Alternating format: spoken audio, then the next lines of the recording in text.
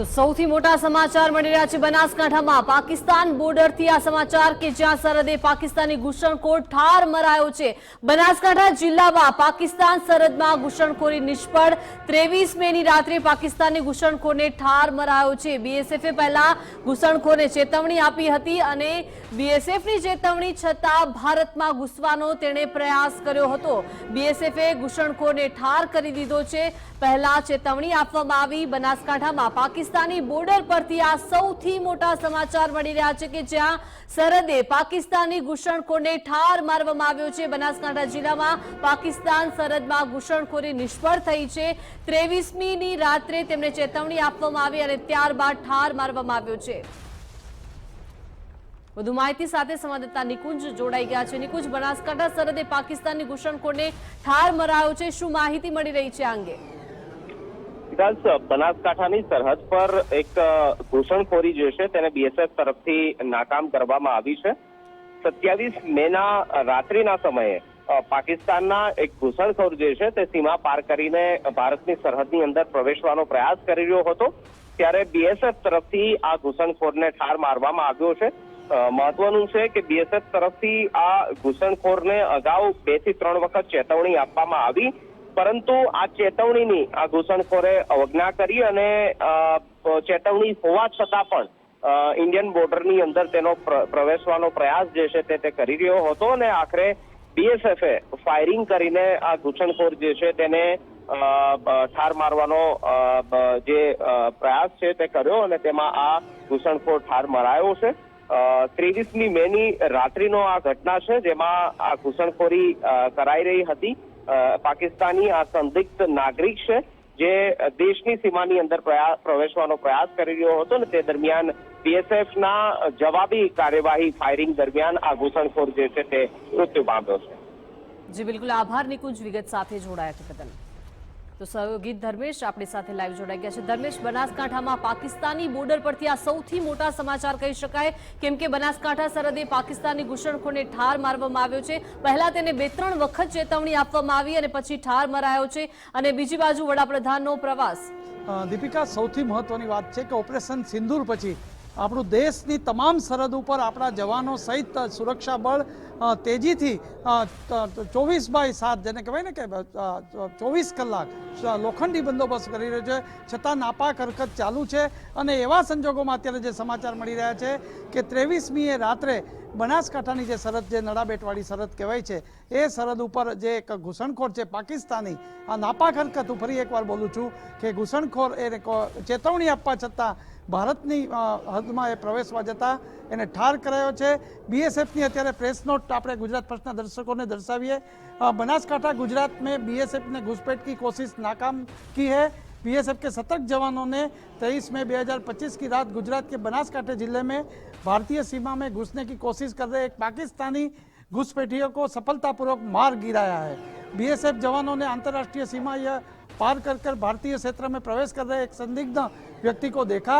जवानों ने उसे चेतावनी भी दी, लेकिन वह लगातार आगे बढ़ता रहा। हालात को देखते हुए बीएसएफ जवानों के फायरिंग की और जिसमें घुसपैठियों को मौके पर ही मारा गया है। जनसंपर्क अधिकारी जो बीएसएफना है दीपिका, एनी आ प्रेस रिलीज है। 23મીએ रात्रे आ घुसपैठियोने આપણે ઠાર મરાયો છે અને એ સમાચાર અત્યારે આવે છે સૌથી મોટા છે। સરહદી સુરક્ષા માટે કેટલું એલર્ટ છે આપણું, અને તેમ છતાં નાપાક હરકતો ચાલુ છે, એની સામે આ જવાબ છે। ઓપરેશન સિંદૂર પછી પણ હજી પાકિસ્તાન સુધર્યું ન હોય એવા એક સરહદ ઉપર, અને ગુજરાતની સરહદ તો અત્યારે એટલી મહત્વની છે કે વડાપ્રધાન બહુ ટૂંકા દિવસોમાં એટલે કલાકોમાં 24-48 કલાકમાં ગુજરાતના પ્રવાસે છે, ત્યારે બનાસકાંઠામાં પાકિસ્તાની જે ઘૂસણપેટ કરતો હતો એને ઠાર મરાયો છે। જી બિલકુલ, આભાર ધર્મેશ વિગત સાથે જોડાયા તે બદલ।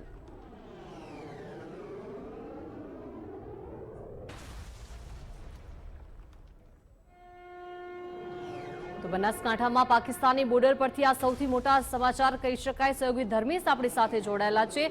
ધર્મેશ, પાકિસ્તાની વધુ એક આ નાપાક હરકત સામે આવી છે અને ઘૂસણખોરની હિંમત તો જુઓ, 2-3 વખત તેને વોર્નિંગ આપવામાં આવી, ચેતવણી આપવામાં આવી, તેમ છતાં તેને ભારતમાં ઘૂસવાનો પ્રયાસ કર્યો છે। ચોક્કસ જેને કહેવાય કે બનાસકાંઠામાં જે ઘૂસણખોરને ઠાર કરવામાં આવ્યો છે એ બીએસએફની પ્રેસ રિલીઝની સાથે સાથે એટીએસ પાસે એક મહત્વની કામગીરીના એક સમાચાર મળી રહ્યા છે કે કચ્છની સરહદ ઉપર પણ એક શંકાસ્પદ વ્યક્તિને એટીએસે ઝડપી લીધો છે. થોડે જ સમયમાં એમની પણ વિગતો આવશે.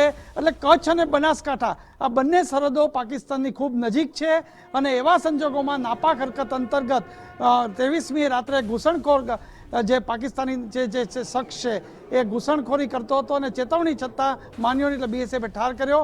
એ જ રીતે કચ્છમાં પણ એક શંકાસ્પદ વ્યક્તિ જાસૂસી કરતો હોય એવી સંભવિત જે પ્રાથમિક માહિતી અત્યારે મળી રહી છે અને પાકિસ્તાનને માહિતી પહોંચાડતો હોય એટીએસે આ શખ્સને સકંજામાં લીધો છે. એટીએસ સત્તાવાર પ્રેસ કદાચ આજ થોડીક કલાકોમાં કરશે ત્યારે ખબર પડશે. આમ બસ જેને કહી શકાય કે ગુજરાતની બે સરહદો જે સંવેદનશીલ કહી શકાય, જ્યાં 24 કલાક આપણો પહેરો છે, જવાનો પહેરો ભરી રહ્યા છે, સુરક્ષાની એજન્સીઓ કરી રહી છે, આવા સંજોગોમાં કચ્છમાંથી પણ એક શંકાસ્પદ શખ્સ જે જાસૂસી કરતો હોય એવો અત્યારે એક પ્રાથમિકમાં તારણ મળી રહ્યું છે, એને એટીએસે સકંજામાં લીધો છે.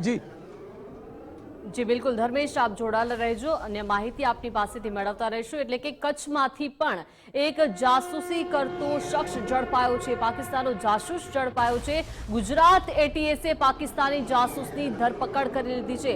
પકડાયેલો આરોપી પાકિસ્તાનને માહિતી આપતો હતો.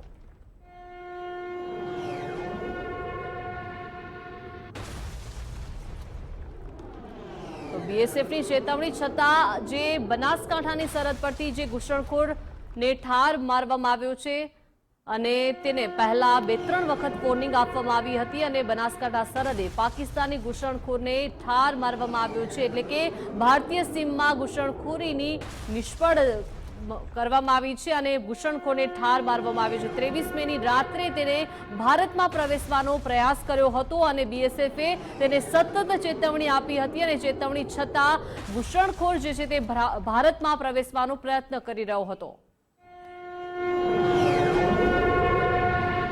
કચ્છમાંથી ઝડપાયો પાકિસ્તાનનો જાસૂસ. જી હા, ગુજરાત એટીએસે પાકિસ્તાની જાસૂસની ધરપકડ કરી લીધી છે. પકડાયેલો આરોપી પાકિસ્તાનને માહિતી મોકલતો હતો તેવો પણ ખુલાસો થયો છે. ગુજરાત એટીએસની ટીમ જાસૂસને લઈને અમદાવાદ પહોંચી છે. ગુજરાત એટીએસે જાસૂસની પૂછપરછ કરી રહી છે. તો ગુજરાત એટીએસ અત્યારે આ જાસૂસની પૂછપરછ કરી રહી છે. પાકિસ્તાનને તેવો માહિતી મોકલતો હોવાનો ખુલાસો થયો છે. તો કચ્છમાંથી ઝડપાયો છે પાકિસ્તાની જાસૂસ. ગુજરાત એટીએસે આ પાકિસ્તાની જાસૂસની ધરપકડ કરી લીધી છે અને ભારતમાં રહીને, હિન્દુસ્તાનમાં રહીને આ પાકિસ્તાની શખ્સ જે છે તે માહિતી પાકિસ્તાનમાં મોકલતો હતો. વધુ માહિતી સાથે સંવાદદાતા કૌશિક જોડાઈ ગયા છે. કૌશિક, કચ્છમાંથી પાકિસ્તાનનો જાસૂસ ઝડપાયો છે, શું માહિતી તેને લઈને મળી રહી છે?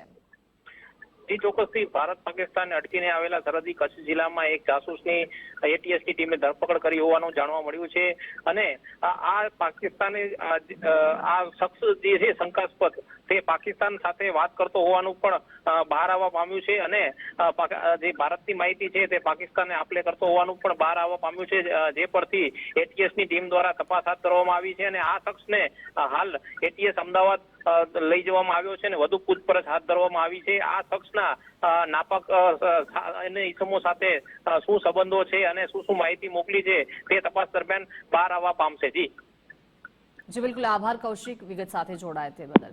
સહયોગી ધર્મેશ આપણી સાથે જોડાયેલા છે. ધર્મેશ, બનાસકાંઠા સરહદ પર એક ઘૂસણખોરને ઠાર મારવામાં આવ્યો અને હવે કચ્છમાંથી પાકિસ્તાની જાસૂસ ઝડપાયો છે. દીપિકા, જે કહી શકાય કે બે ઘટના મેં આપણે અગાઉ પણ ગુજરાત ફર્સ્ટના દર્શકોને બતાવ્યું કે સૌથી મોટા સમાચાર એ છે કે 23મી રાત્રે જે ઘૂસપેઠીઓ છે, જે પાકિસ્તાની નાગરિક છે કહી શકાય, એમને ચેતવણી આપવા છતાં ભારતની સરહદ ઉપર પ્રવેશતો હતો.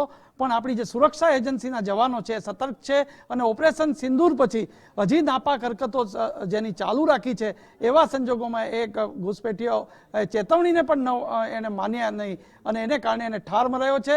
અને એવા જ સમાચાર જ્યારે કચ્છથી અત્યારે આપણે જે આવી રહ્યા છે, આપણા સંવાદદાતાએ કીધું કે એની પાસેથી ઘણી વિગતો પણ મળે એમ છે, પણ એટીએસ અત્યારે એ શખ્સ શખ્સને લઈ કચ્છમાંથી અમદાવાદ, સૌથી મોટો આરોપ એ છે કે જાસૂસી કરતો હતો. એટલે કચ્છ જે છે બહુ નજીક કહી શકાય પાકિસ્તાનનું, અને ત્યાંથી જો જાસૂસી કરતો હોય, કોની સાથે સંબંધ હતો, આ તમામ વસ્તુ બહુ મોટા રહસ્ય ખુલશે. પણ એટીએસ એની પત્રકાર પરિષદ પણ કરશે. એટીએસ આ શખ્સ લઈને અમદાવાદ પહોંચી છે. જોવાનું એ રહે છે આ શખ્સનું કચ્છમાં કયું નેટવર્ક હતું, પાકિસ્તાન સાથે શું કનેક્શન હતું, આ તમામ વિગતો પર અત્યારે સૌની નજર રહેશે. પણ બે ઘટના મેં આપને અગાઉ પણ કહ્યું દીપિકા, કે કચ્છ અને બનાસકાંઠા બે સંવેદનશીલ સરહદ ઉપર આપણા જવાનો ચોક્કસના, જેને કહેવાય ને કે સતર્ક રહીને અત્યારે ફરજ બજાવી રહ્યા છે, ને એવામાં નાપાક હરકત જે થઈ રહી છે એની સામે જવાબ આપી રહ્યા છે.